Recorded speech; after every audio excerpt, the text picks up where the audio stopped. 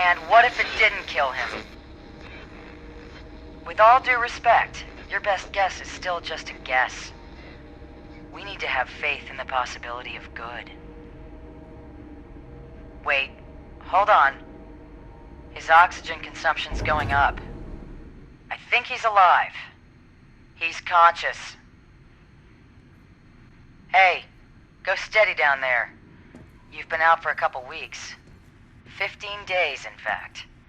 They thought you were dead. If it wasn't for your life suit, you probably would be. Listen, there's been a complication. We can't link into your POV camera, and it looks like communications are only working one way. You can hear me, I hope, but I can't hear you. That means we don't know how badly you were affected by the transportation. If you're feeling confused or disoriented, you should know that deep space travel can do you pretty serious psychological damage, especially to your memory. Even a few hours out there in the dark can cause permanent problems. I'm gonna be honest with you.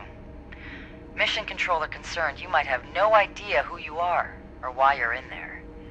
If that's true, I have some difficult facts for you. You're a long way from Earth. A very long way. But every single person on the planet is depending on you. That thing you're inside right now, whatever it is gonna hit Earth in the next few hours. And if it does, that's the end of everything. You need to decipher and dismantle it from the inside before that happens. I just hope you haven't forgotten how. We all do. Now, listen carefully. This is important. The reason why it's me talking to you and not Mission Control is because you're too far out into deep space. Their signal can't reach you out there, but mine can. I'm Commander Novak.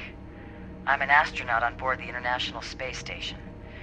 I'm gonna relay everything they tell me, but the bad news is, every time I orbit around the far side of the Earth, I'll move out of radio range. When that happens, you're gonna be on your own for a while. Just stay calm, and keep your head straight until I get back into range.